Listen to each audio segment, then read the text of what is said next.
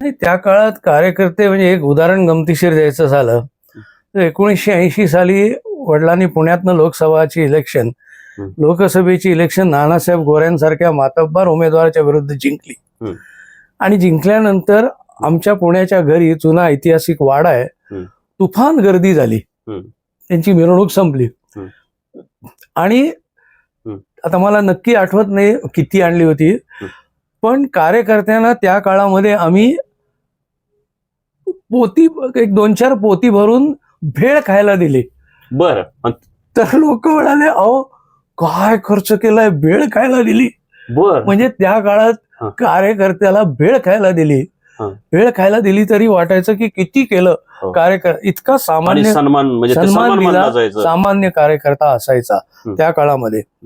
मी नुकताच वडिलांच्या नंतरच्या एका निवडणुकीला 84ची असेल 89च्या मला परदेशाहून मी कायमचा भारतात परत आलो आणि रात्री 12:30-1ला काही आमच्या पक्षाचे कार्यकर्ते पोस्टर लावत होते. एक कार्यकर्ता खांबावर चढून झेंडा लावत होता.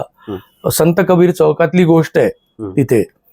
आणि मला एकदम राहवलं नाही आणि मी त्यांना म्हटलं, अरे तुम्ही इतकं रात्रभर काम करताय. मी खिशातनं त्या काळात काहीतरी 5-10 रुपये काढले आणि म्हटलं, जा रे जरा तुम्ही काहीतरी नाश्ता करून या. कार्यकर्त्यांनी माझ्या अंगावर ते पैसे परत फेकले. मी ती विसरू शकत नाही. आणि त्यांनी मला सुनावलं की भले तुमचे वडील उमेदवार असतील पक्षाचे, पण आम्ही पक्षाचे कार्यकर्ते आहोत, आम्ही पक्षाकरता ते करतो. आज तुम्ही बघा काय परिस्थिती आहे. आज प्रचाराला सुरुवात करण्यापूर्वीच सर्व पक्षाला हे अनुभव येत आहे की आमच्या पॅकेजचं बोला काय आहे असं आहे.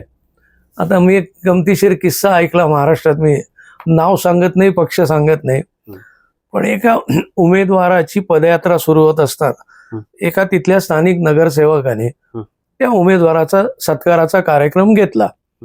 कार्यक्रम घेतल्यानंतर लोकांनी स्वागत केलं, घोषणा दिल्या, टाळ्या वगैरे वगैरे आणि पुष्पगुच्छ काही दिले, हार तुरे. आणि त्यानंतर मग जेव्हा सगळे निघाले त्यावेळेला त्या कार्यकर्त्यांनी त्या नेत्यांनी तो उमेदवार गेल्यावर कार्यकर्त्यांना सांगितलं की तुम्हाला मी काय सांगितलं होतं की त्यांच्या नावाचा जय जयकाराच्या घोषणा करायच्या. तर एका कार्यकर्त्यांनी उत्तर दिलं, अहो पॅकेजमध्ये तुमचं ते नव्हतं.